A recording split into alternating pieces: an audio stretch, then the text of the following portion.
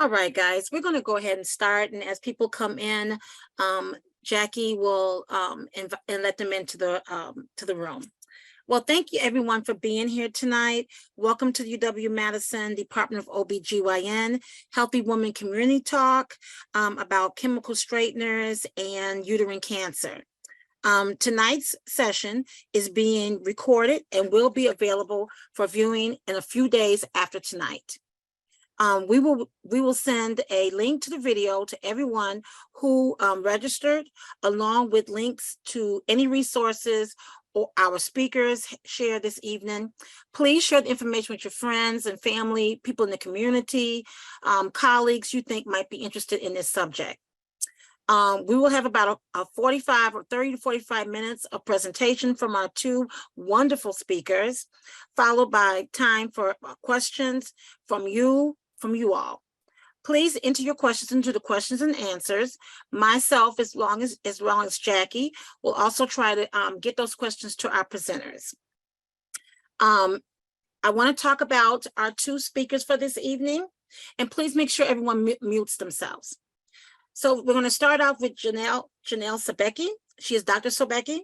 She's an assistant professor in the Division of Gynecologic Oncology at the University of Wisconsin in Madison School of Medicine and Public Health.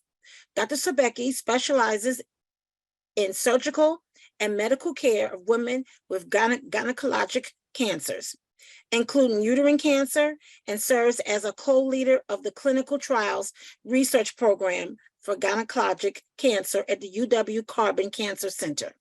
Dr. Sobecki is dedicated to the research efforts focused on cancer survivorship and quality of life, with specific interests in sexual health and cancer, as well as bone health in women undergoing treatments in gynecological cancers.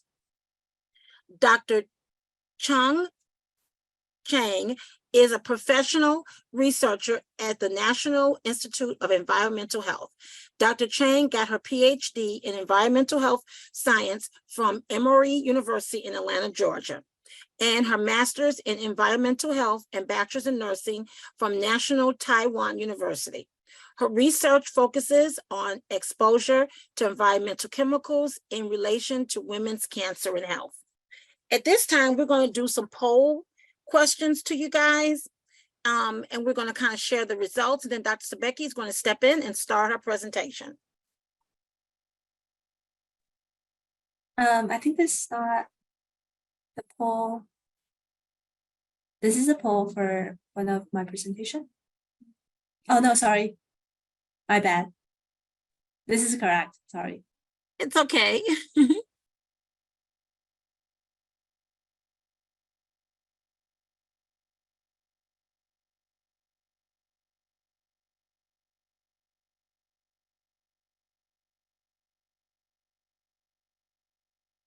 Okay. Look like we have everyone participate in this poll.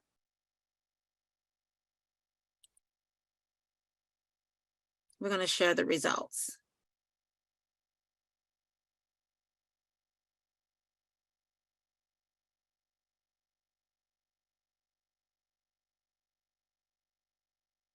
Dr. Becky, was you able to see those results? Yep, I can see them. I think everybody hopefully can. So it looks like we've got quite a few people here who have used chemical hair straighteners, some friends and loved ones impacted by the topics, a handful who work in healthcare, and then an awesome group who wants to learn more about this topic. So that's great. And then I think, Cheryl, you had one more poll question. Is that correct? Yes, I want everyone to just answer. Maybe you can do it in chat. Tell us where you're from, your geographic location. Thanks. Your state is just fine. Perfect. So we'll look for those answers as to where everybody is joining us from. And while that is everybody's adding to the chat, I will go ahead and share my screen.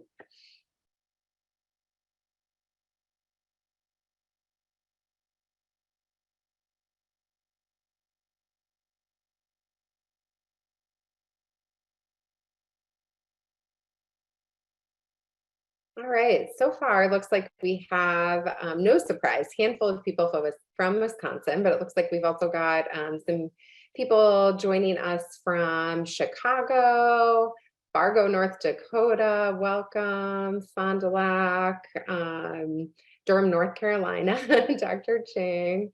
Awesome. So we really appreciate everybody being here, and are hopeful that this is going to be, a great learning environment, and also a really good forum for discussion. So as Cheryl said, we do have, some more formalized pieces of tonight just to give you guys some overview of the information that we're hoping to share. But we are also, wanting this to be a nice discussion that is, a bit more candid and casual. So we're going to go through the formal side of things first. Feel free to chime into the chat. We can pause at any time for questions.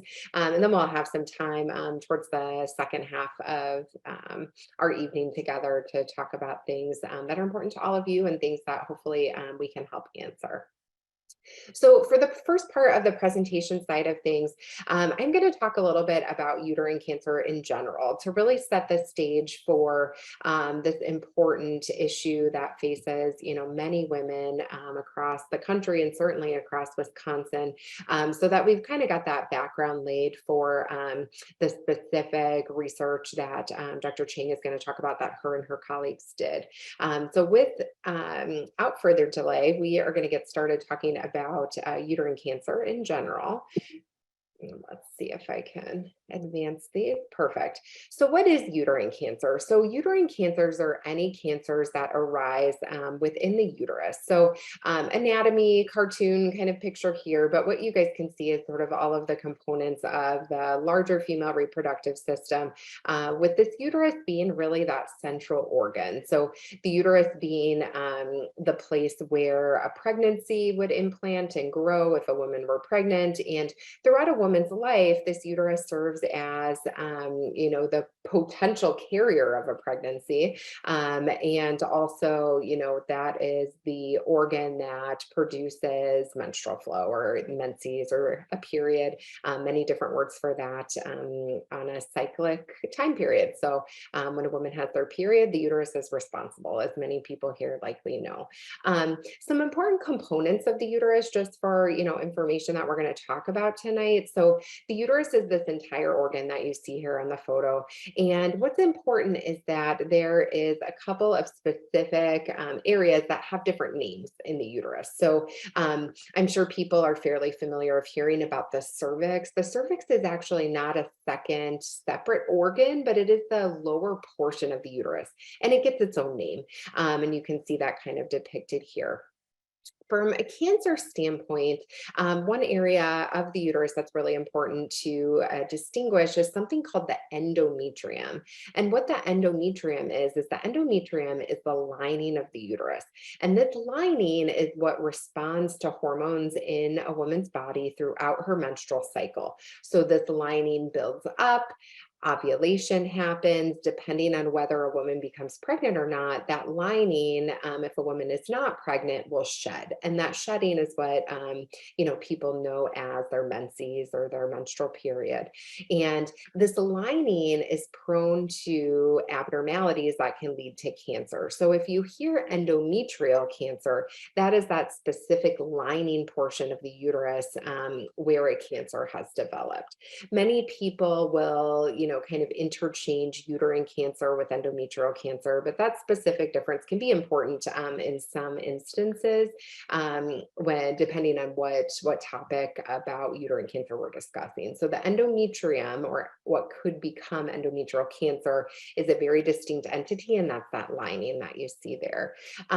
There can be other uterine cancers in what you see depicted as the myometrium, or the muscle wall of the uterus.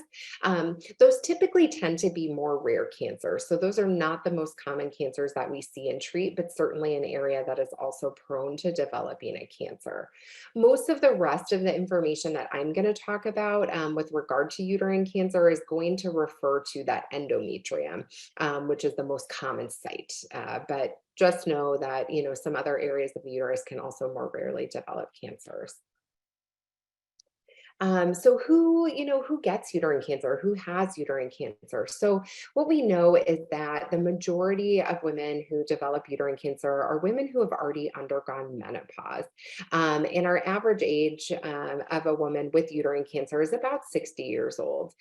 For sake of a few other things I'm going to cover today, I think it's really important to define what menopause is. So menopause is, when the uterus and hormones and the period shuts down. And that has a really specific definition in medicine. And what that is, how we medically define that is if a woman has not had any menstrual bleeding for 12 months. And that 12 months or 1 year is going to become really important for some of the risks and things that I'm going to talk about in just a few slides. So just remember, if there hasn't been any vaginal bleeding or a period in 12 months, then typically we define that as a woman having undergone menopause. We know that there are more than 66,000 new cases of uterine cancer every year. Of those new cases and of women with uterine cancer, over 10,000 deaths per year because of uterine cancer directly. And in Wisconsin, we have more than 1,300 new cases of uterine cancer every year. So certainly this is a cancer that affects many women in many areas of our country, and absolutely certainly here in Wisconsin. What you can see here is some data from the American Cancer Society from this year. So, as up to date as can be for this talk. And what we know is that the incidence of uterine cancer and the death of uterine cancer and those numbers that I talked about can vary, in some instances quite a bit by race and ethnicity.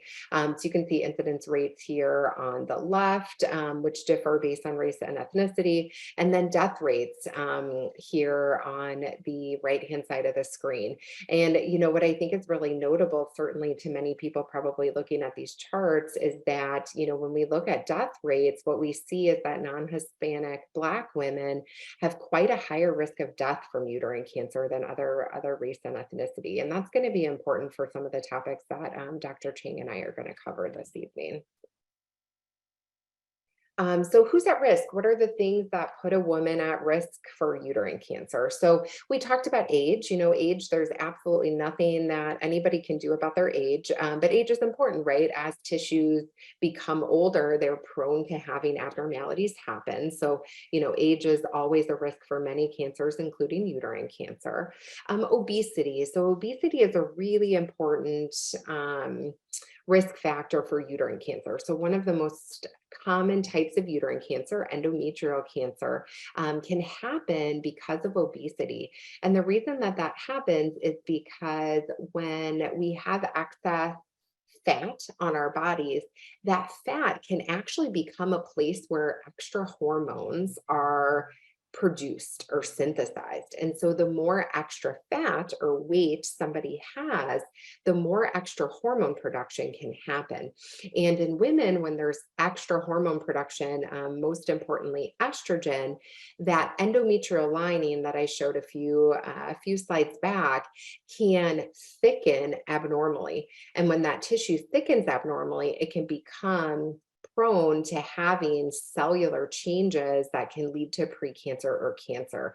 And so that's how weight and obesity is related to risk of uterine cancer. And that is something that, can be modified, certainly not easily in many instances, but is something that women can focus on as something that they may have the opportunity to lower risk. Medication. So there are a couple of specific medications that can put women at increased risk. One of the things that also goes along with that obesity hormone production is if a woman is taking hormone replacement therapy for symptoms of menopause, there's a very specific combination that needs to be taken in order to keep the uterus safe. So estrogen is usually given for hormone replacement, but if a woman has a uterus, then it's really important that in addition to estrogen for those symptoms, that they're also receiving progesterone, which is another hormone that protects the uterus from that increased estrogen changes to that lining. There can also be some medications that are given in breast cancer that can put women at a little bit of increased risk. And so that's a medicine called tamoxifen, which is commonly given to women with breast cancer, and we know can play a role at increased risk. Family history, similar to many cancers, there can be things that run in families, and that's an important piece of somebody's medical history or medical, risk knowledge. And along with family history, there's also genetic risk. So we know that there's a couple of genetic syndromes that people can carry an increased risk of many cancers, including uterine cancer. So one of the most common genetic risks for uterine cancer is a genetic condition called Lynch syndrome. And Lynch syndrome can run in families, and it's not just uterine cancer. So families that have many people affected by colon cancer, ovarian cancer, and uterine cancer, that's a sign that there could be something on a genetic level putting that family at risk for not only uterine cancer, but those other cancers as well. And then there's environmental exposure, and that's really, going to be an important part of our discussion tonight is, what in our world and our lives every day is putting us at risk for various cancers. We know in many other cancers, I think the most common people know is, tobacco use and smoking and lung cancer, right? We know that there are environmental exposures, absolutely, that can put people at increased risk for cancers. And we're going to dive into that a little bit more when Dr. Chang gets to her portion of the talk tonight. So how do you reduce risk? So there are not numerous things that women can do, but there are a few really, really important ones that absolutely can play a role in not only reducing risk, but also identifying uterine cancer early. So along the lines with obesity that I spoke about just a few minutes ago, maintaining a healthy weight, that's something that really transcends a lot of medicine and a lot of medical risk, but really specifically for uterine cancer, we know that obesity and excess weight absolutely puts women at risk for uterine cancer. So that's a really important one that can have a lot of impact. The other one that I really want to make sure everybody on this call leaves tonight, having in their head, telling their friends, making sure that, people that they care about know is that any vaginal bleeding after menopause is abnormal and warrants a call to a doctor.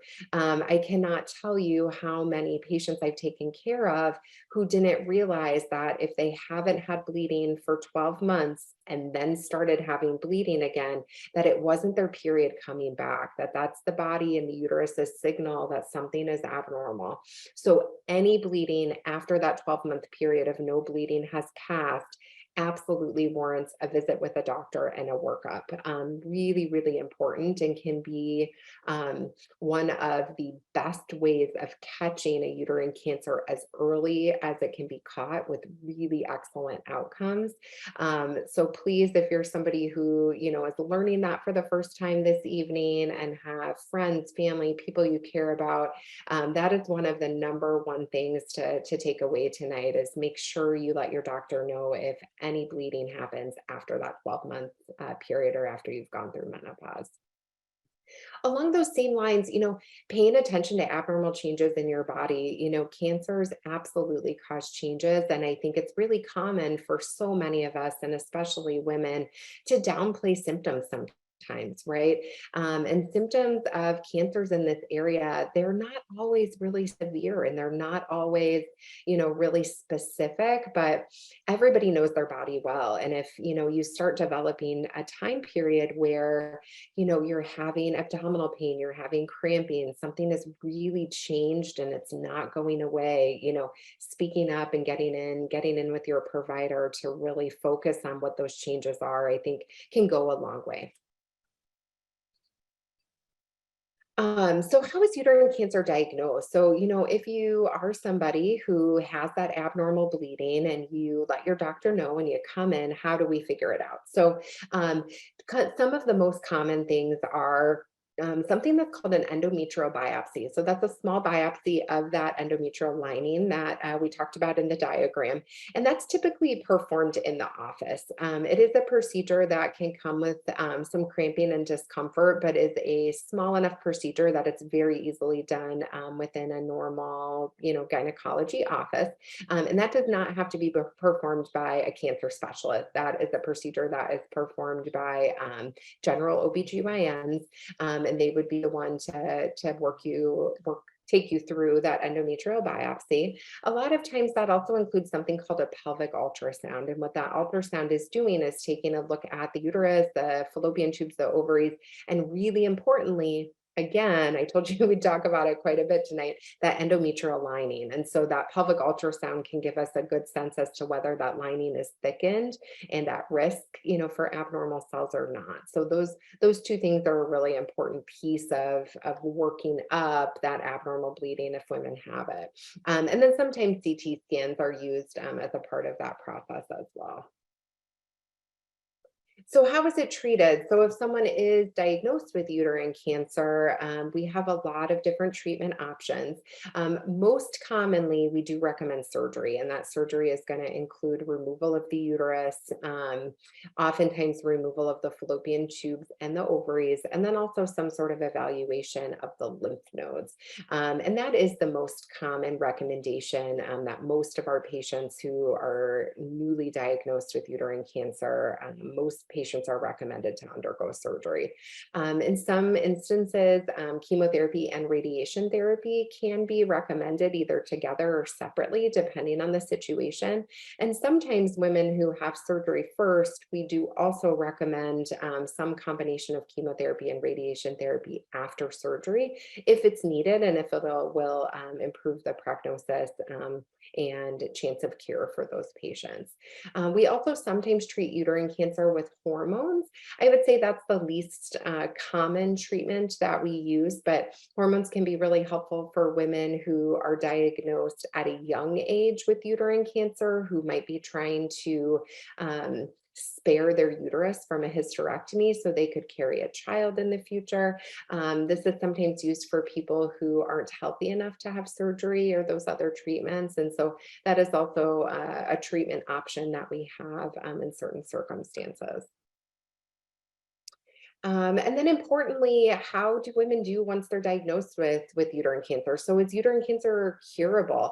And the answer is absolutely yes. And what is so important is that early diagnosis is the most important thing. Like many cancers, the sooner you can catch it, the better people do and the better chance we have of helping achieve remission and hopefully cure.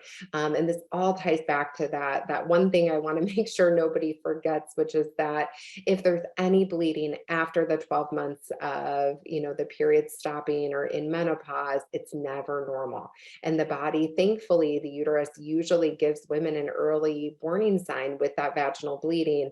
And typically that means that, it's going to be caught early and that people are going to have really, really good outcomes. But putting that all together and knowing, how to recognize something abnormal and have it diagnosed early is just the absolute key to this. Listening to your body, knowing those changes and speaking up if something feels different or you feel like something's wrong. And again, we're going to really push this point home, which is no vaginal bleeding after menopause is normal.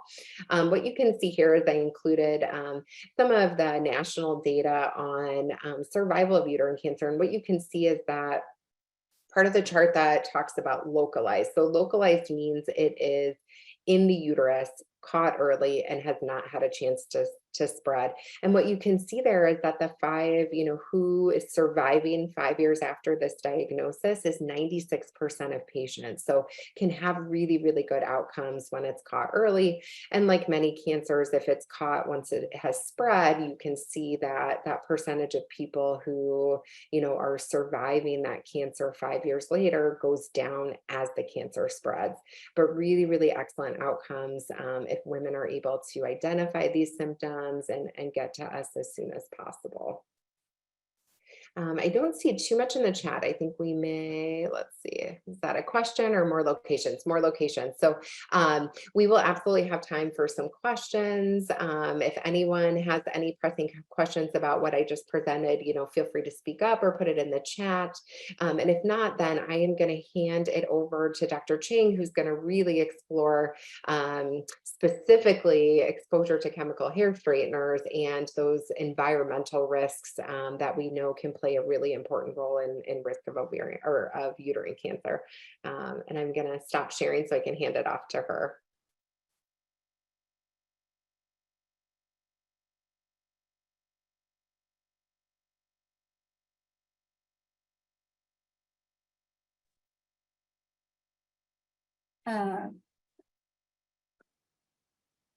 Trying to share, just want to make sure that people see the slides looks good. Looks great. Yep. Okay, awesome. All right, well, so again, thank you for having me. And my name is Chae-Young Chang. I'm a postdoctoral research fellow at National Institute of Environmental Health Science. So as what being introduced earlier, I study how environmental chemicals are related to women's cancer and health. And this is like some of the work we did published earlier this year. And then hopefully the information I share today would be helpful for people. So the presentation title is Do Hair Straightener and Some of the Hair Products that we use increase the risk of uterine cancer? And here I have a poll for everybody. This is actually the question we ask our participant for the study, but I would like to ask the question again to you all, in the past 12 months, how often, how frequently you use hair products, hair straighteners specifically.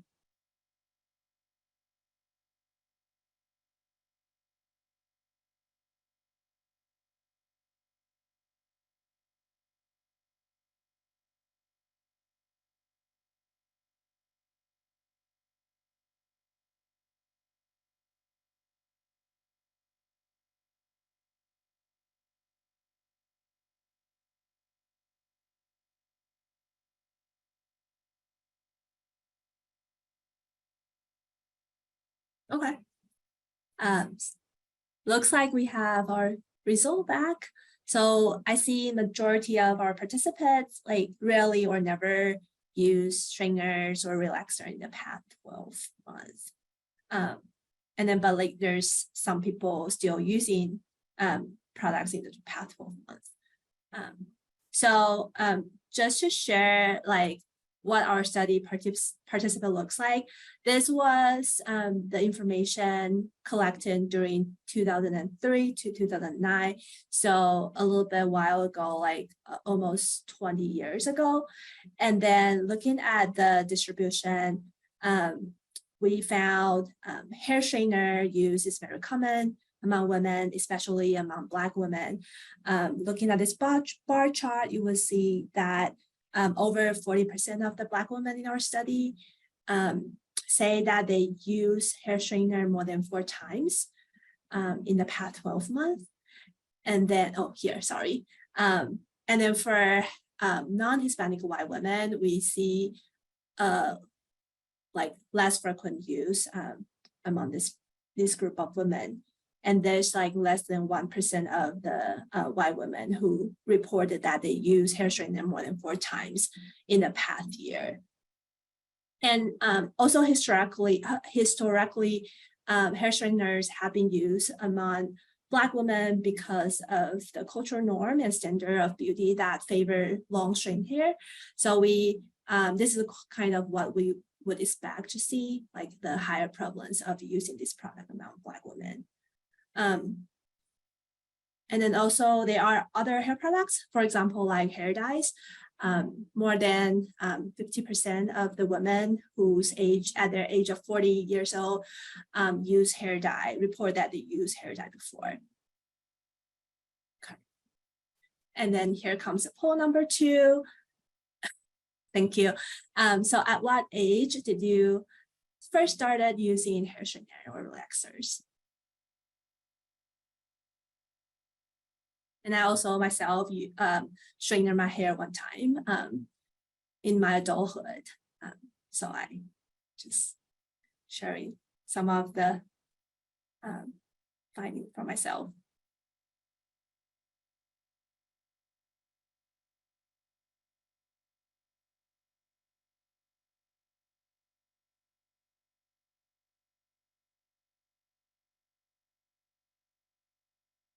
Okay, so looks like there's 21% of the people who first use these products when they're 12 years or younger, and then there are 36% of them using their teenagers. Yeah, so I'm gonna share what one of the findings from the study too. This is just a result from a study with all Black women, and you will see that by the age of 5, there are about 10% of the participants say that they have started using hair straighteners, and by the age of 10, there's more than 40% of people, and then by the age of 15, there's almost 80%. So from this data that we know, hair straightener was pretty common use in the United States, and then also people who use this product start pretty early, sometimes even younger in their childhood. So I'm interested in like what chemical could be in these products. For chemical hair straighteners, previous study found like formaldehyde could be released while these products being heated during the hair straightening treatment. And a lot of chemicals called endocrine disrupting compounds, such as phthalate, parabens, or some of the metals, were proved to interfere your hormone system, like endocrine systems. Sometimes they mimic the behavior of estrogens. And then Dr. Sobecki mentioned that estrogen could influence the endometrium, and then therefore affect the development of uterine cancer. And this is what we hypothesize. We think that these environmental chemicals that could mimic estrogen behavior could also contribute to uterine cancer risk. And then for some of the other products like hair dyes and body waving products can have the other chemicals that could induce memory tumors in rodents and the other tumors too. Okay, so this is like more data related to how common uterine cancer is in the United States, and then uterine cancer also contribute to overall cancer mortality about 5%. So that's why, So that's why we got interested in this. If you still remember what was presented previously, that obesity or some of the reproductive history or like estrogenic hormone are related to uterine cancer. So we are interested in like how these chemicals act pretty similar to our hormone could impact uterine cancer risk. And also the other chemicals like potential carcinogens can also contribute to uterine cancer. So in our study, our goal is to evaluate the association between hair product and uterine cancer.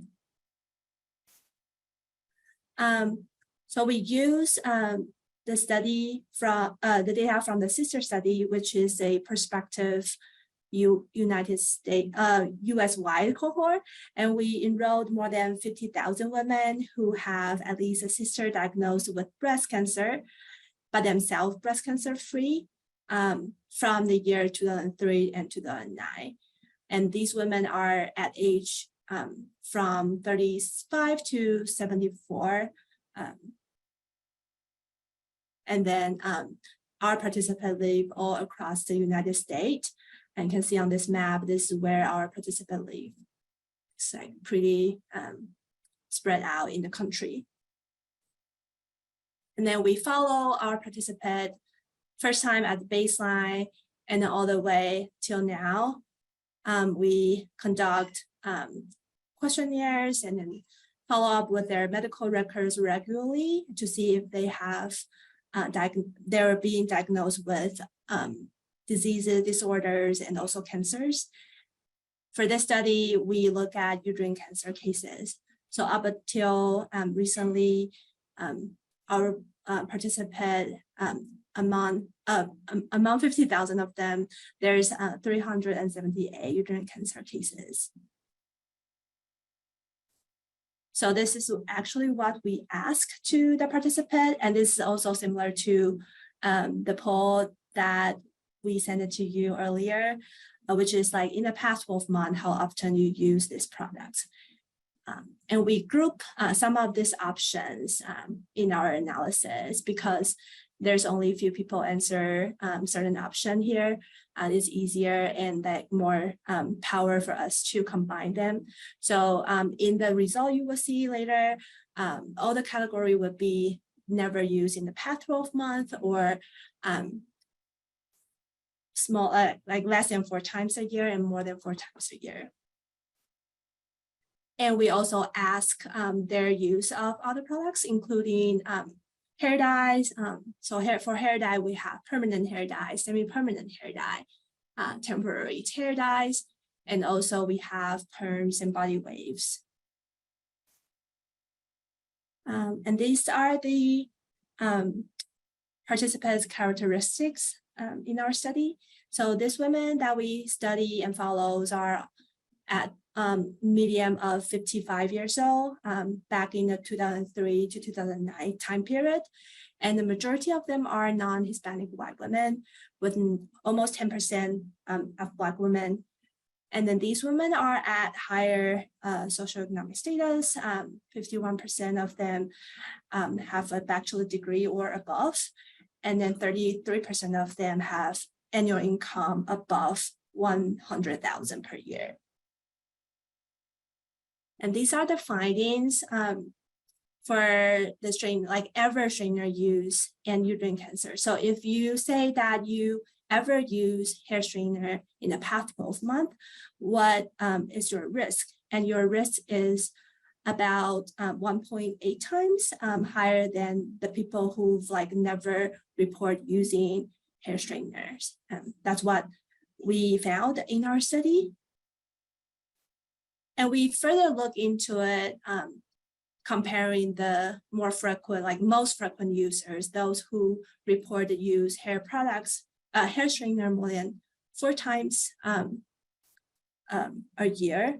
And we found 2.5 times higher the risk comparing to never users. And here I forgot to mention, we also look at the association of all these different products. And then if you saw like these this chart across the null, meaning that we don't have confidence saying that this is different from like no findings.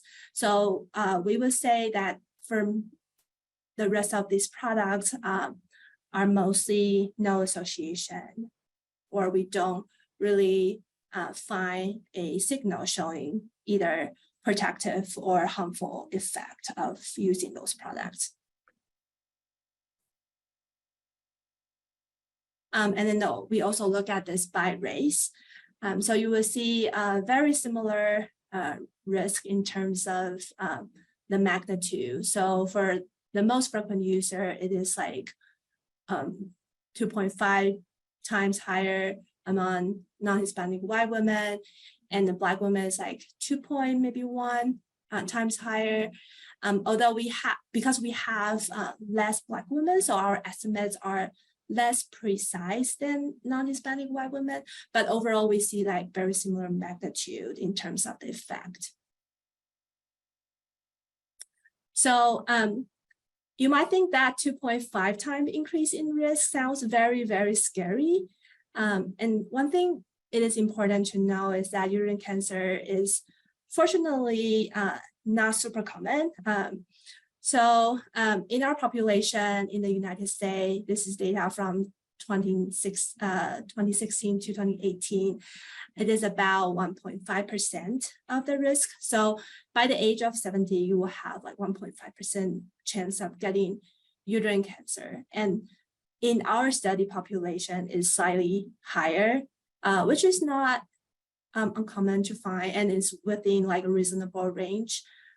And when we put like the actual risk in the actual risk of uterine cancer in this, you will find that the frequent users actually adding 2.41% of the risk on top of the 1.64% in the population. So if you use hair straightener more frequently, like more than 4 times a year, the risk you would get would be 2.41 more, and then it would give you like 4.05% risk of uterine cancer.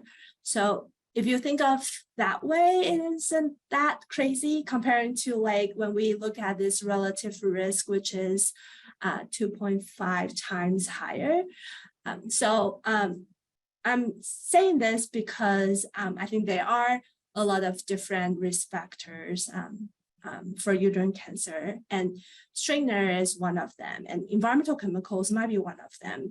More study are needed to like help us to understand this association, this relationship a little bit more, but they are already existing factors that we know and can work on those. For example, like obesity, or like some of the estrogen medication that Dr. Sobetzky mentioned earlier. So I think this just tells us that this increase might not be something we want and is not good, but I just want to remind people that don't be too panic about these findings, but rather to pay close attention to these potential health risks when thinking of using hair straightener or like other hair products. So to conclude, we found a higher risk of uterine cancer in relation to frequent use of relaxers and hair straighteners. The estimate is more precise, and we have more confidence when looking at the more frequent user. So first, frequency could be important when you think of using this product. And then we think some of the things we can certainly do better in the future. One is to confirm this finding in a different population. And this is the first study looking at how hair straightener related to uterine cancer risk. More study like this should be done at different population, the population where people use different type of products, use this product at different time points in their life, and those could be very informative moving forward for policies or regulation. And then we also wanted to know what are the specific chemical driving this elevated risk. There are many different formulations in these products. Ingredients change over time, and labels from our earlier experience and also from the publication, labels on the product do not accurately reflect the ingredients. So it is challenging for us to collect those information and know which chemicals is driving this elevated risk. And also we want to know that findings are more relevant and might have larger impact for Black women, because earlier we saw that the majority of people who use these products are Black women. So although the risks are similar when we show the association by race, but the fact that more Black women are using these products, the community might be impacted a little bit more. So before this presentation, I got a lot of good question from people who sign up for this presentation, attending this presentation. And I think it would be good to cover some of them that I didn't find a space to cover in my previous presentation. So first, is use of hair straightener related to other cancer and other disease risk? And the short answer is yes. In our studies, we also found a straightener related to breast and ovarian cancer and some of the hormone sensitive diseases.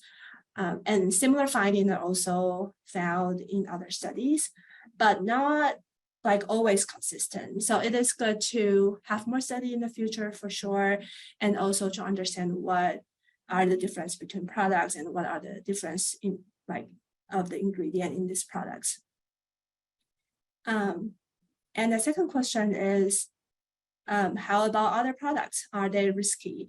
For hair dye, maybe, because there's some evidence showing hair dye related to breast cancer and ovarian cancer too. Not so much for perms, hair colors, and highlights. We also look at those in our study, and we don't find significant findings. And what type of chemical straighteners are more risky? There are all different type of products. We unfortunately don't have the information of like what type of product they use, but people ask, are those products over the counter being included in the study too? The answer is yes, because we asked them, have they used straighteners, relaxer, and pressing products? And those products like the keratin treatment and also over-the-counter products could all be included. But we believe what's driving this association is the product with harsher chemical ingredients, especially the products might have formaldehyde, which we mentioned earlier. So this is something people can pay attention to. And then the last one, I think it's also very important, like what I can do as an individual to reduce risk. People ask like, oh, if I've been using this product for a long time, will stop now have an impact? What are the options for me? Should we get checked out? So first of all, I think reduce the frequency is definitely something we saw in our findings, that there's a difference between frequent and infrequent user. If you still want the products, it's fine, but like trying to think of like how frequent you use the products. And also read the labels and look for some of the chemicals of concerns like formaldehyde, formalines, methylene glycols. Although we acknowledge that there's limitation because previous study have shown that the labels aren't always accurate. And we believe this is something need like a bigger effort, like policy or regulations to tackle.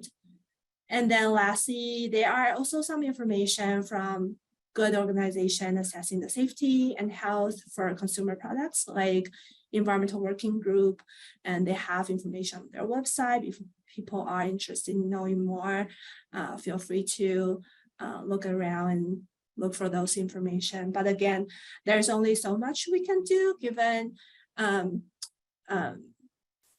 the research question first is not very easy to answer.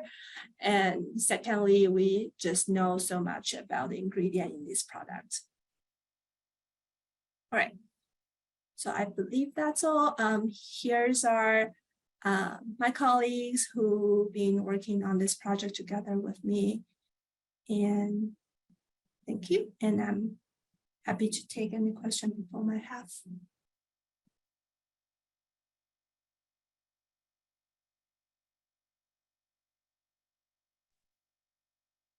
Thanks so much, Dr. Chang. I think it looks like we do have a question in the chat, which you touched on a little bit, but someone has asked, is there information if stopping using the straightener relaxer reduces the risk of endometrial cancer if somebody has used these products, regularly for years? Well, I think it's definitely good to reduce the frequency based on what we found. I don't know if like stop using it would reverse the effect, but like I would pay attention to what Dr. Sobecki mentioned earlier on like earlier symptoms or something you can pay attention to yourself for monitoring endometrial cancers or uterine cancer. I wouldn't worry too much because yeah, this is just like a very first study looking at these associations. This finding still need to be replicated by the other population or the other studies. So yeah, I guess I would pay attention to my bodies, but not worry too much about that. And then definitely reduce the frequency of using these products if possible. Thanks. I hope that helps answer things. And we've got data in other cancers that we know that these environmental risks, once they're known to be a risk, again, things like tobacco use and, risk of lung cancer, is that removing that exposure, and some of the other cancers that have been more researched can show, a decrease of that effect, right? If that environmental exposure is removed. So, and it's tough because there hasn't been as much research done in this area, and clearly it's an area that we're going to see probably more information coming out in the future. But as Dr. Chang spoke about, some of these chemical compounds can mimic that estrogen effect. When that estrogen is removed, that effect on that lining tissue or that endometrium does go away, right? So it's not to say that prior exposure, I think it is going to have an impact, but I think removing that exposure can also, probably have a positive impact. And this is tough because it's newer information. There is not, there haven't been many research studies done on this. And I think what this is showing us is an area to really pay attention to, that we need to get more information about. I don't think we're at a point where we have the data to say as strongly as we recommend against, tobacco use and lung cancer. But I think it's something that we're starting to see that it's important to pay attention to, and, maybe decreasing the frequency is an important thing.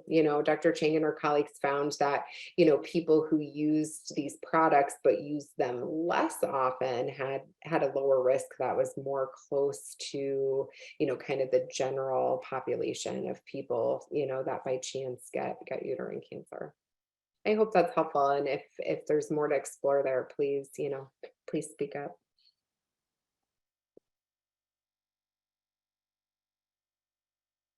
That was super helpful. And I also appreciate the information about removing exposure can kind of lessen risk. That was a helpful point that I'm glad to have heard.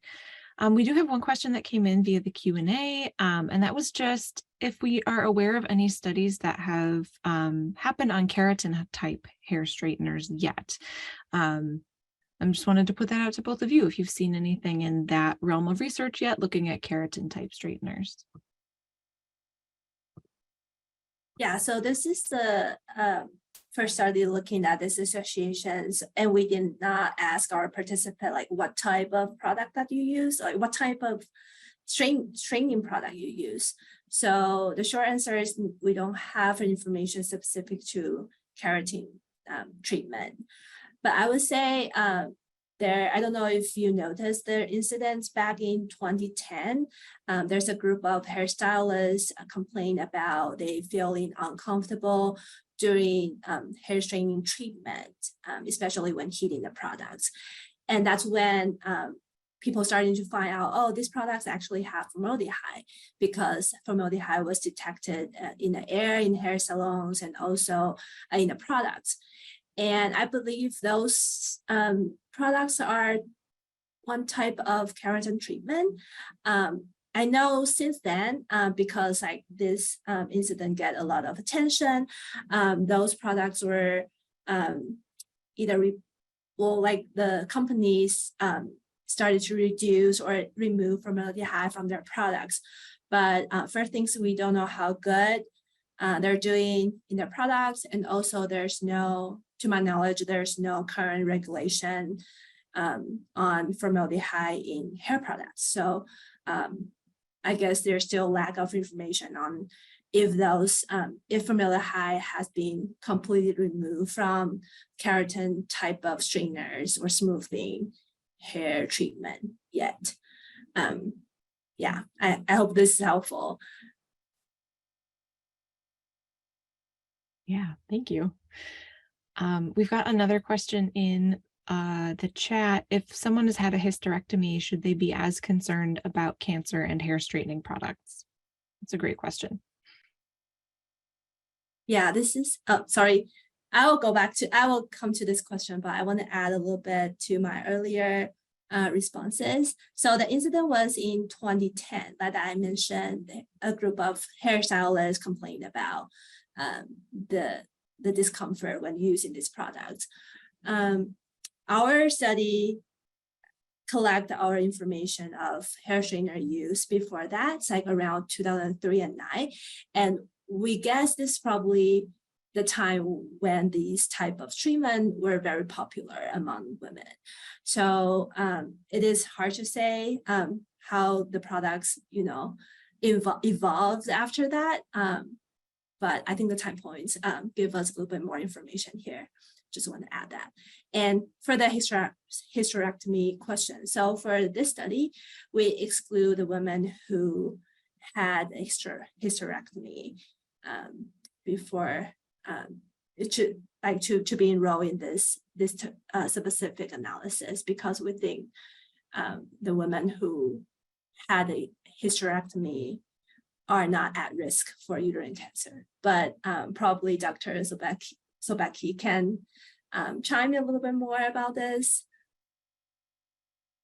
Yeah, so that is an excellent question. So, certainly once a hysterectomy has been performed, there, as long as that hysterectomy also included removal of the cervix, which is sometimes referred to as a total hysterectomy, meaning that that lower portion of the uterus was also removed, then there should not be any of that uterine tissue left in the body. So that shouldn't, it should allow a woman to not have that risk because that uterus and all of that uterine tissue has been removed. But it's not uncommon, depending on the reason for hysterectomy, for women to have had their cervix left in place. So depending on the type of hysterectomy, if that cervix was left in place, there can still be uterine tissue that could put a woman theoretically at risk. That type of hysterectomy is probably, I wouldn't say falling out of favor, but is less likely to be performed more recently than maybe say, 10 years ago or so. But if a full hysterectomy has been performed, then there would not be uterine tissue that would be responsive to this. And then I think, what's also important with that is sometimes women have a hysterectomy or that uterus removed, but the tubes and ovaries are left in place. Sometimes the tubes and ovaries are removed with the hysterectomy, but that is not always the case. And so, cancers, ovarian or fallopian tube cancers could also be something that could happen in the future. But, we don't know yet if, the risk of these products to the uterus is the same as the risk of these products to the ovaries.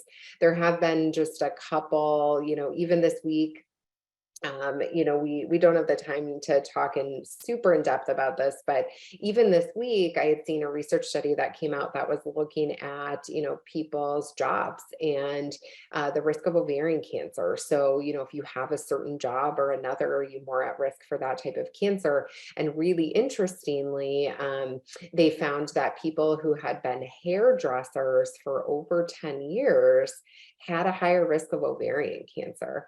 Now, it's a big leap. We can't scientifically make the leap between, Dr. Chang's data and that. But what we can do is say, wait a second, right? We're seeing some patterns. Patterns aren't proven and patterns are not, definitive, research answers. But what it's showing us is, hey, there's something in hair care right? That may be putting women and the people who work in these industries at higher risk. And there's a long-standing history of the association of chemical exposure in cancers, right? So that general idea is certainly not new to cancer risk, but this investigation into hair products and these risks that women and hairdressers may be taking and not know is certainly, we're starting to see more, and it's going to take more robust research to really, fully figure out which products and which specific exposures. But I'm starting to see more popping up, and we don't know exactly how fully related that is, but there's absolutely something here, and something that I think women should start paying attention to as we get more data. And I saw a question too about common names. Vivian, thank you so much for asking that, because some industries are sneaky, right? There's a lot of different names for a lot of different things. And I think that companies are sometimes a little sneaky. And then there's a couple more I think I'm going to add to. And Google is not helpful for everything in medicine, as I'm sure you guys have recognized in various searches. But label things, Google is really good at giving you lots of different answers for different names for chemical compounds. So I really appreciate you bringing that question to the group, because you're right, it does not always say, and rarely says, formaldehyde. So thank you so much. That was really thoughtful. And also some of the previous study found that like phthalate, paraben in the products, although like when we do actual measurement to the product, we found those ingredients, but like those chemicals in the product, but they don't really label them. So for I feel like for labels, I would at least try to look at those, but like sometimes it is just, you can only do so much with the labels. Sorry, I cut off someone. No problem. Thank you so much for your presentation, you both. My question is about the exposure. If we think that the formaldehyde is absorbed through the skin, through the scalp, or inhaling, breathing the product, and thinking about both the client and the hairstylist, that would be exposure, one maybe with the hands and the other one with the scalp. Yeah, that's an excellent question. I would say it probably all of those pathway that you mentioned, like during the treatment, certainly there are formaldehyde being evaporate to the air, so you can get exposed to those. And then these chemical can also absorb via like your hands, your scalp, your skins, everything. So yeah, it is possible to coming from all the pathway that you mentioned. I like currently we don't have enough evidence showing like what pathway is the most important one, but I think it's a collective effect from all the different exposure pathway. Yeah, I would agree with that. I think all of those routes, I mean, the risk is that the chemicals get into the bloodstream and find their way to affect, different organs. And we know that all of those routes can probably cause bloodstream, impacts. And, like I was mentioning about some of this really early data looking at hairdressers having an increased risk, they aren't putting it on their own scalp, right? So I think it's sadly, I think it's probably all of the above, and typically they're wearing gloves, which also speaks to that, maybe inhalation side of things. So this is certainly not based in any research, just kind of my, general knowledge about the human body and exposure. But my guess is it's probably all of the above. And I think, we're seeing that if hairdressers are at increased risk, we know it's not just the application to the scalp, and I that's also a very thoughtful thoughtful thing. You know, it would be wonderful if, you know, people could continue to use the products that they like to use, but we wear a mask or we wear gloves, or, you know, there's a way to have both, so to speak, like, you know, no risk and, you know, a way to protect people from that exposure. But my guess is it's probably all of the above. Yeah. And it looks like Vivian chimed in and said, oh gosh, Vivian, yeah, sadly, I can list 5 or 6 of my current or past hairdressers that suffer with cancer. I'm so sorry to hear that. Yeah, I hope that this attention to these areas, you know, is going to lead us to some answers to better protect people, you know, and maybe force companies to come up with products that don't have these, you know, what we call carcinogens, or, you know, chemicals that can put people at risk for cancer. You know, we all have some level of vanity, right? I don't think any of us are are immune to some level of vanity, but I think, you know, being empowered with the knowledge to be able to make a choice about what we're exposing ourselves to, I think is really important. Yeah, agree. I think, like, again, at individual level, there's something we can do, but there's only so much that we can do. And this definitely need like collective effect, collective effort from all the different sectors, like governments, like the company who produce this chemicals products, and also like people who actually using these products to like advocate their like the right of knowing the ingredient, also like the safety of using these products too. Yeah, absolutely. And you know, it kind of plays into the cosmetic industry as a whole, right? There are so many products we put on our faces every day, and we, you know, put in our hair and spray on our hair, and, you know, all these different things that we do that fall under cosmetics. And those you know, those are not undergoing, you know, rigorous FDA approvals the way medications are, but these products, you know, get into our body in some form in a lot of ways, you know.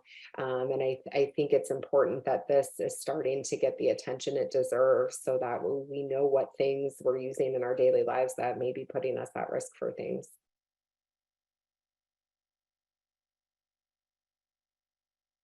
We have another question that came through, you guys. This Sure. is from Carmen.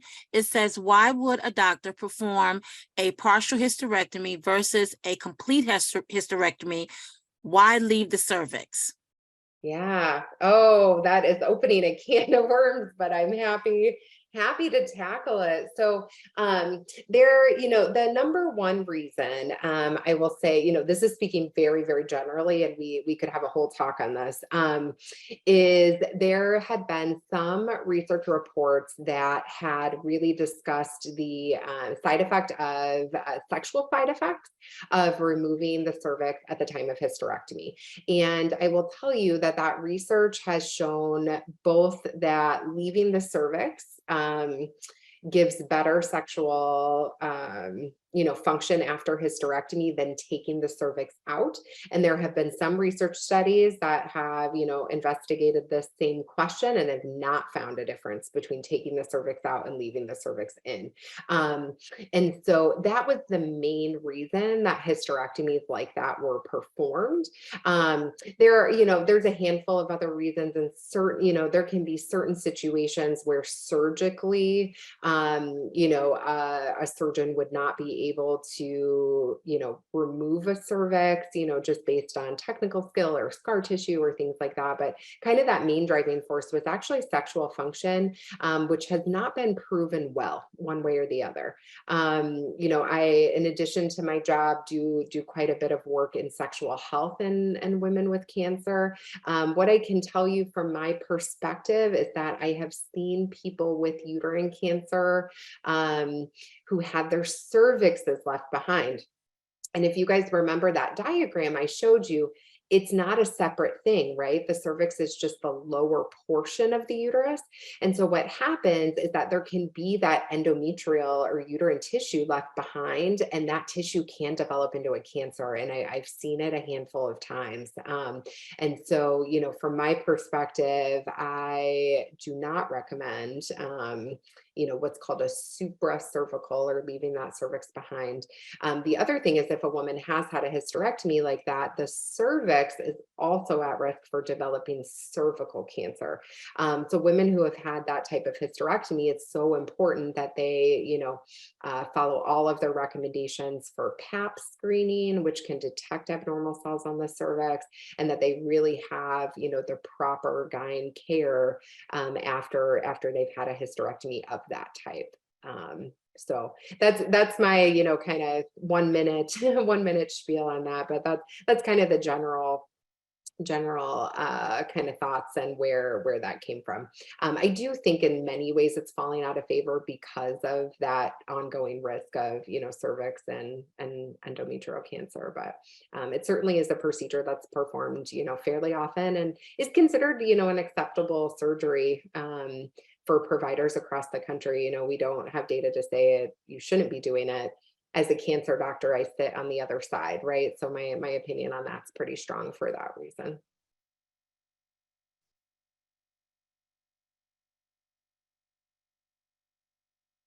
Is there any more questions that we have for the presenters tonight?